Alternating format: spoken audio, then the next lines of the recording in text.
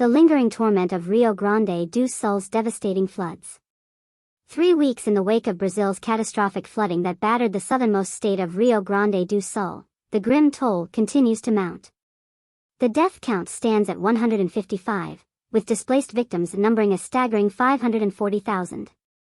The water levels, swollen beyond manageable proportions, remain stubbornly high, and experts anticipate at least another fortnight before they start to recede. The tragedy continues to inflict relentless anguish across Rio Grande do Sul.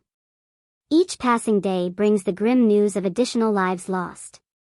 Over 77,000 displaced souls languish in public shelters, prompting the state government to scramble and announce the construction of 4 temporary, tent cities, to provide solace to those ravaged by the floodwaters. Governor Eduardo Leite's initial assessment of the rebuilding costs, pegged at 19 billion reais, £2.9 billion, now falls woefully short of the true magnitude of the devastation. Leite warns that the financial burden will be considerably higher. Porto Alegre, the state capital, remains submerged, with 46 of its 96 neighborhoods still grappling with the relentless onslaught of floodwaters. Even areas spared the direct wrath of the deluge have endured days of deprivation, devoid of electricity and potable water. Of the 7 major rivers winding through the state, 5 continue to breach their maximum water levels, painting a bleak picture with little respite in sight. These torrential rains epitomize the stark reality of the climate crisis, torrential downpours unleashing an overwhelming volume of water in a perilous timeframe, laments Anderson Ruhoff, a professor at the Institute of Hydraulic Research, IPH, of the Federal University of Rio Grande do Sul. In a mere 3 days, the state received a staggering rainfall, equivalent to the precipitation typically witnessed over 4 months.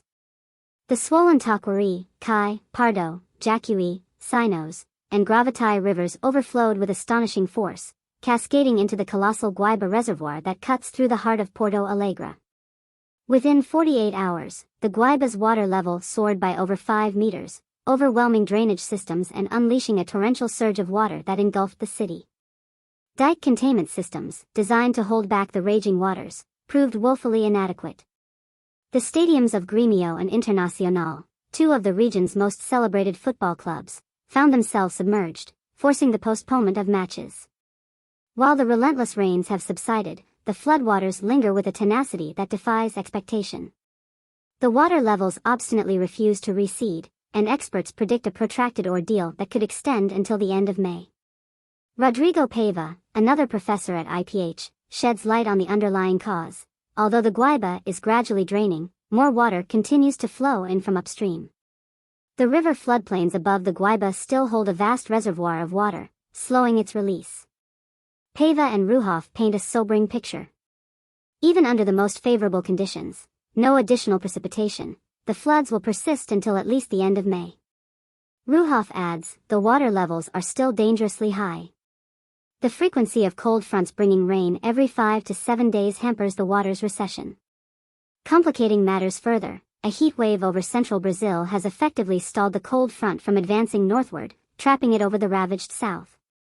Amidst the devastation, celebrated novelist Jeferson Tenorio, a native of Porto Alegre, offers a poignant reflection: Rio Grande do Sul, as we knew it, will forever be transformed. Tenorio, the 2021 recipient of Brazil's most prestigious literary award, escaped the worst of the flooding, but he recognizes that the disaster's long-term impact transcends the physical destruction. The state we once knew will never be the same, he says.